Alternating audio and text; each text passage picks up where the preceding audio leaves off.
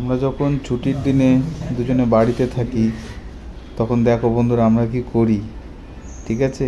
নিজের বাড়ির টুকটাক কাজ নিজেরাই করি বাড়িটাকে সুন্দর রাখার জন্য। সবাই বলে না যে সুন্দর চকচকে জিনিস সবার ভালো লাগে, আমাদেরও তাই। আমাদের বাড়ি সাজানো খুব নেশা। এই যে আমি রং করতে পারি না, হাত থেকে তুলি পড়ে যাচ্ছে। আমার বউ এইদিকে খুব দক্ষ, সুন্দর করে রোলার ঘষছে। মজুরি 500 টাকার বেশি দেবো না যদিও, ঠিক আছে? আমি হাতে টাতে মাখিয়ে দেখো দেওয়ালে রং করছি। কাজ না জানলে যা হয় আর কি, হ্যাঁ, কষ্টের কিছু নেই।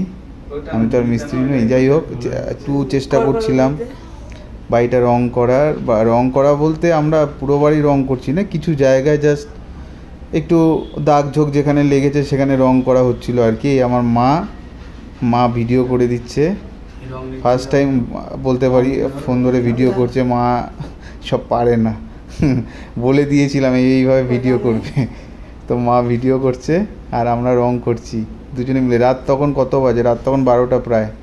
হ্যাঁ, মাথায় ভূত চাপলে যা হয় আর কি, যে চলো রং করি একটুখানি। তো রং করছিলাম আমরা, তো মজা লাগে এইরকম দুজনে একসাথে রং করলে বা বাড়ির কোনো কাজ একসাথে করলে।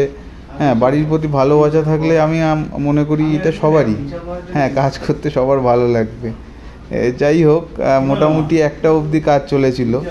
এটা সম্ভবত কালকের ঘটনা, ঠিক আছে? হ্যাঁ, সাদা রং দেওয়া হচ্ছিল বাড়িতে কিছু কিছু জায়গায়। ও এইটুকু কাজের জন্য আর কি মিস্ত্রি রাখবো, যেখানে আমার বাড়িতে এত সুন্দর মিস্ত্রি আছে, হ্যাঁ, বিনা পারিশ্রমিকে করে দিচ্ছে এত সুন্দর কাজ। তো চলো বন্ধুরা, গুড নাইট।